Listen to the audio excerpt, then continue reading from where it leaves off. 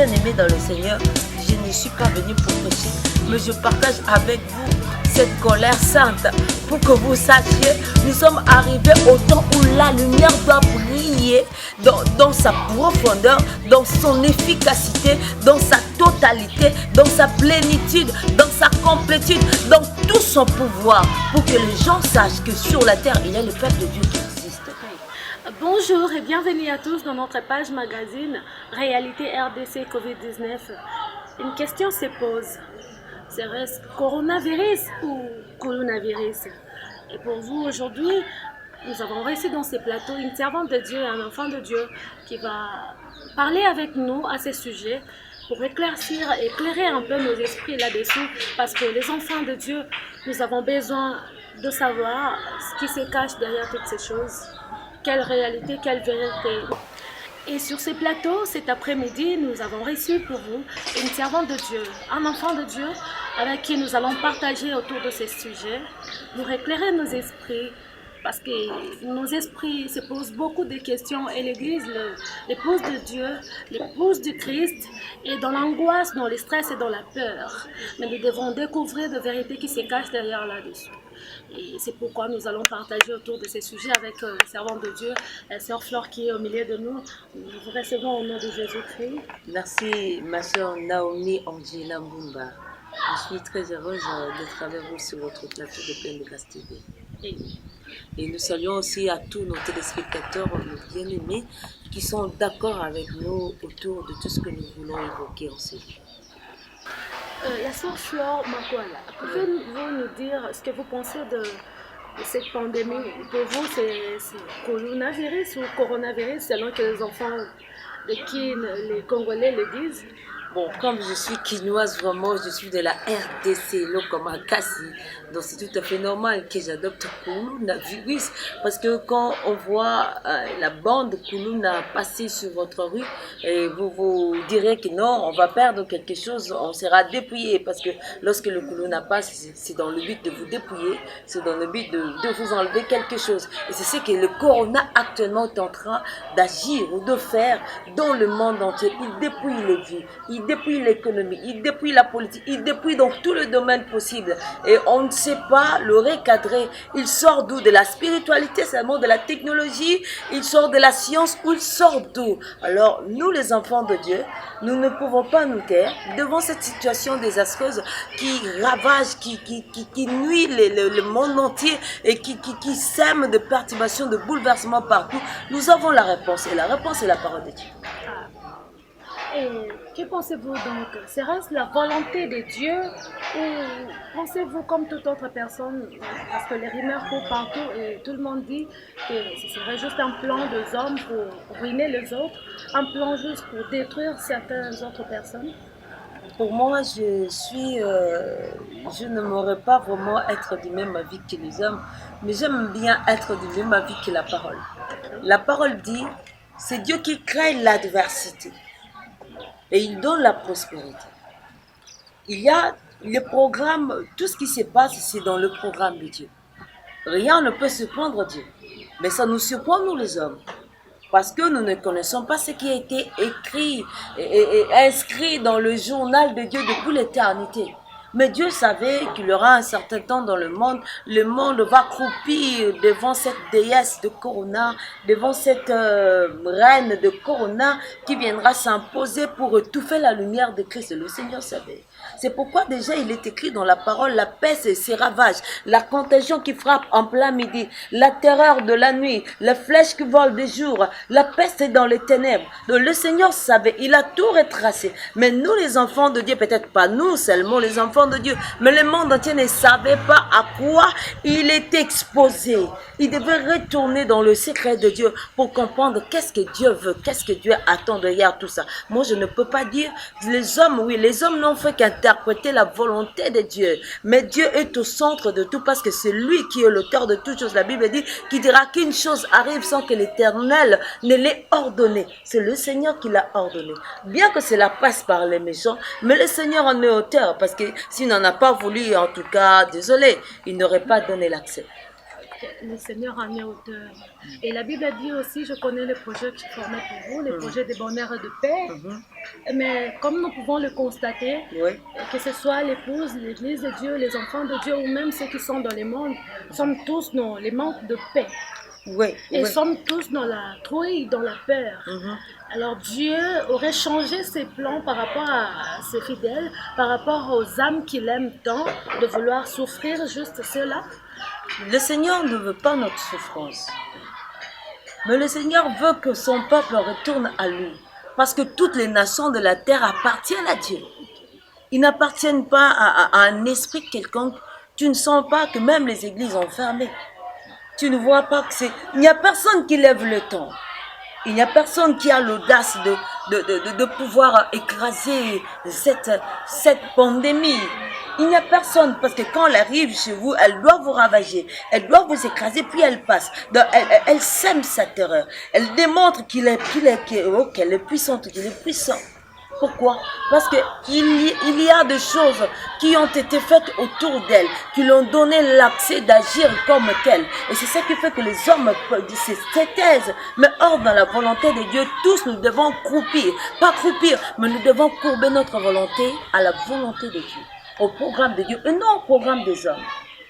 Et non à la méchanceté de quoi que ce soit ou d'un groupe de gens qui se sont levés quelque part et qui veulent que les choses ne marchent plus bien pour l'humanité. Mais pour eux, ils croient que les choses, pour qu'elles marchent dans la paix, ils doivent soumettre un certain peuple ou bien certaines personnes à leur pouvoir maléfique. Or, dans les plans de Dieu, toutes les nations doivent adorer Dieu. La Bible dit dans Zacharie 14, verset 17, s'il y a quelques familles de la terre qui ne montent pas pour m'adorer, il sera privé de la pluie. Mais c'est ce que le diable fait. Il empêche que les gens adorent Dieu. Dans les panneaux, on voyait des pancartes, des panneaux où on avait élevé les noms des églises. Ils n'ont plus élevé les noms d'églises. Aujourd'hui, ils ont élevé qui? Coronavirus. Pour signifier quoi? Maintenant, nous élevons Corona. Mais or, Jésus-Christ est mort et ressuscité. C'est le seul qui est capable. Le roi des rois, le Seigneur des seigneurs, qui mérite l'adoration de tous. C'est pourquoi quand le Seigneur avait vu que le peuple israélien ne pouvait plus honorer Dieu comme il l'attendait, comme il l'avait tracé, il a envoyé les serpents brûlants. Les serpents brûlants les avaient mordus. Et quand il les a mordus, le peu de gens, le Seigneur lui-même s'est repenti en disant, ah, il y a des gens qui meurent. Non, en fait, alors, quand Moïse était allé consulter Dieu, le Seigneur lui a dit, va me fabriquer un serpent de rat. Il est allé fabriquer le serpent de rat. Et tout celui qui avait le regard fixé sur le serpent de rat avait la vie sauve, quelle que soit la plaie. Et nous sommes au moment de la plaie. La plaie a frappé tout le monde. Mais le Seigneur veut quoi? Veut que nos regards soient fixés sur lui. Dans Ésaïe 60, la Bible dit, lève-toi et sois éclairé, car ta lumière arrive. Les nations marcheront à la lumière de tes rayons. Donc, le Seigneur veut que sa lumière se répande dans toutes les extrémités de la terre, dans tous les coins de la terre, que l'on sache que Jésus est Seigneur par une certaine corona, par un certain virus de Covid-19, non, par une certaine pandémie qui veut prendre la place de Jésus, non. Nous sommes au temps de la plaie, mais Jésus-Christ s'est élevé comme roi de roi. Il est Seigneur des seigneurs. Il y a des rumeurs qui courent ça et là qui disent que Dieu a envoyé ses vents pour balayer la terre, pour sélectionner ceux qui sont dans le bien et qui demeurent vivants, et ceux qui sont plus dans la voie du Seigneur, il les élimine. Gloire soit rendue à Dieu parce que le Seigneur est vivant. La manière d'agir de Dieu nous est des fois très inconnue. Et ce qui est bon, la parole de Dieu nous a tout donné. Dans la parole de Dieu, nous voyons l'histoire de Noé. Noé, le Seigneur s'est servi de Noé pour reformer la terre. Il n'a pris que 8 personnes, une seule famille, et au travers de laquelle il devait encore reformuler la terre. Le monde entier a connu le déluge. Non parce que le Seigneur les avait créés, non, mais parce qu'ils s'étaient rebellés contre Dieu. C'est pourquoi j'ai dit, la chose nous paraît surprenante, mais n'est pas surprenante à notre Dieu. Parce que tout était tracé devant Dieu. Le Seigneur a dit, il s'est repenti d'avoir créé l'homme. Pourquoi? Parce que l'homme est méchant. Depuis le ventre de sa mères, l'homme est méchant, l'homme est mauvais. Alors, quand les hommes ne savent pas s'aligner au plan de Dieu, Dieu envoie l'exterminateur. quand Pharaon ne sait pas courber sa volonté à la volonté de Dieu, de laisser libre les enfants de Dieu pour qu'ils aillent faire quoi? Adorer le roi de rois, le seigneur des seigneurs. Et Dieu devait faire quoi? Il devait envoyer l'exterminateur. Et c'est ce que Dieu avait fait au temps du déluge. Il a envoyé l'exterminateur. L'eau est venue et a ravagé le monde entier. Seuls ceux-là qui avaient souscrit d'honorer la volonté de Dieu, d'accomplir le programme de Dieu, étaient sauvés. Et c'est ce que moi je te demande, mon frère, ma soeur. Sois disposé d'accomplir la mission de Dieu dans n'importe quelle situation, devant n'importe quel prix. Et tout ce qui ça peut te coûter, cela importe peu. Ce qui importe le plus, c'est d'honorer la volonté de Dieu comme le Seigneur l'attend, comme il le veut, comme il l'a tracé. C'est alors que ta vie sera sauve. Non seulement Noé lui-même, mais aussi toute sa famille, lui, sa femme et ses enfants et les femmes de ses enfants. Et c'est au travers d'eux que le Seigneur a pu reformer la terre. Bien-aimés dans le Seigneur, je ne suis pas venu pour prêcher, mais je partage avec vous cette colère sainte pour que vous sachiez, nous sommes arrivés au temps où la lumière doit briller dans sa profondeur, dans son efficacité, dans sa totalité, dans sa plénitude, dans sa complétude, dans tout son pouvoir, pour que les gens sachent que sur la terre, il y a le peuple de Dieu qui existe. Nous sommes très contents et vraiment bénis. Mais il y a une dernière chose dont je voulais que nous parlons un peu. À quoi devraient s'attendre les enfants de Dieu en ces moments si difficiles? Nous voyons qu'il y a déjà plusieurs repentances qui se sont faites authentiquement avant, et sans même que l'on apporte la parole, sans même qu'on passe sur des avenues criant « Venez au Seigneur ». Nous voyons tout le monde aujourd'hui parler de Jésus. Certainement, c'est à cause de la terre. À quoi nous devons nous attendre après tout ceci? Est-ce que tout ceci passera? Ça passera quand? Quel espoir nous devons garder dans notre cœur? Parce que ceci ne fait que persister. Il n'y a toujours pas de solution. Même le chef de l'État et les grandes personnalités sur qui nous pourrions compter dans ce monde n'arrivent pas à trouver une solution exacte par rapport à ces problèmes. Jusqu'à quand continuerons-nous à rester ainsi? Nous devons espérer à quoi au fait? Madame Naomi, je m'aurais peut-être éveillé l'attention de tous ceux-là qui nous suivent. Savez-vous que Pharaon était Dieu en Égypte? Pharaon était Dieu et nous considérons que son fils aussi était un petit Dieu. Mais il s'est avéré une chose.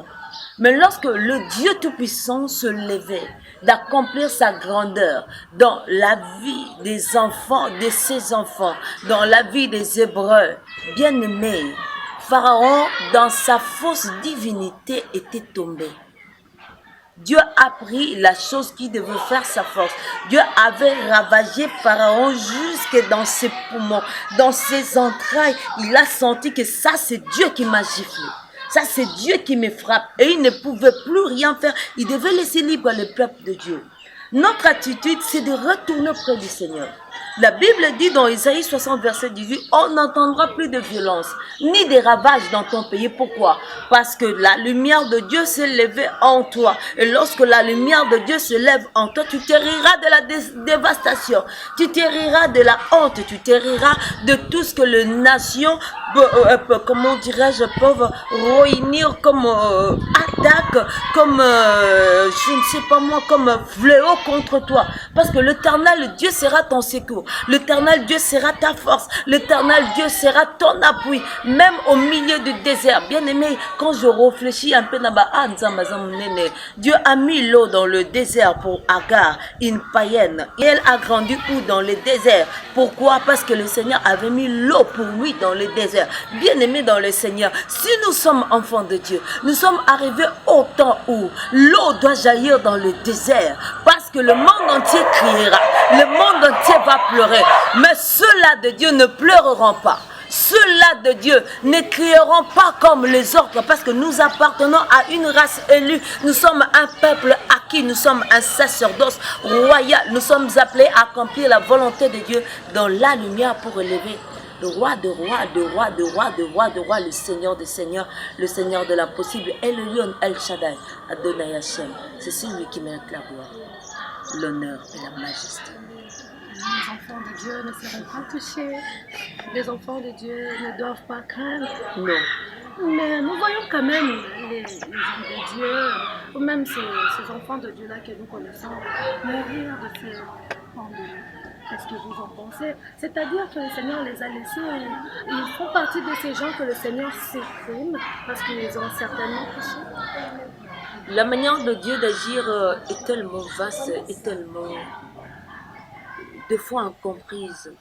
Des fois, personne n'a la calculatrice de Dieu. Personne n'a le thermomètre de Dieu. La seule chose qui raffermit notre communion avec Dieu, c'est notre foi. C'est notre foi. Le Seigneur a dit, il est écrit dans la parole de Hébreux 11:6, il faut que ceux qui s'approchent de Dieu croient que Dieu est quoi? Que Dieu existe et qu'il est le rémunérateur de tout ce qui nous cherche. La même terreur qui nous attend aujourd'hui avait aussi atteint les enfants d'Israël au désert. Moïse, nous allons mourir. Il y a Pharaon qui nous poursuit derrière et toute son armée. Je ne sais pas, mais mets-toi un peu dans la place de nos amis là, les épreuves. Vous êtes sortis dans la joie, dans la victoire et d'un clin d'œil, vous sentez qu'il y a des bruits des chars qui vous poursuivent là. Et c'est qui c'est Pharaon, qui est votre tuteur. Il veut encore vous ramener à la vie passée. Mais bien aimé, qu'est-ce qui s'était passé? Dieu a dit à Moïse, dis aux enfants d'Israël de garder silence, car moi l'Éternel, je combattrai pour vous. Et les Égyptiens que vous voyez, vous ne les reverrez plus jamais. Mais ça veut dire, c'est comme on a dit au moment de la Pâque, quand vous célébrez déjà la Pâque, ça veut dire que les choses que vous avez englouties est fini. Ça ne peut plus revivre parce que lorsque la Pâque vient, elle vient annoncer une nouvelle ère. Elle vient à inaugurer de nouvelles choses. Ça veut dire que ce temps doit passer. Les enfants de Dieu doivent rester constants, confiants en Dieu, car la parole de Dieu en elle-même est éprouvée pour opérer des choses de Dieu et non les choses des hommes. La main de Dieu opère des choses, c'est que l'homme ne peut pas opérer. Et de la même manière, en ces temps, nous avons besoin de la constance de la foi. Moïse a dit, si tu regardes ta plaie, tu mourras. Mais si tu regardes au serpent de rat, tu vivras. C'est ce que nous sommes en train de vivre actuellement. Regarde au serpent de rat, Christ mort et ressuscité. Certainement tu vivras et cette plaie ne t'atteindra pas.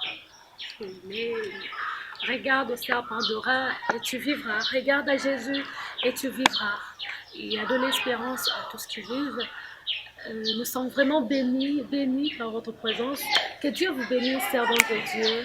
Que Dieu vous bénisse pour votre présence au milieu de nous. Et de Dieu, nous espérons que vous avez vraiment aussi été bénis, tels que nous, dans ces plateaux. Et nous vous invitons à continuer à consulter notre site, notre chaîne, Pleine de Grâce TV.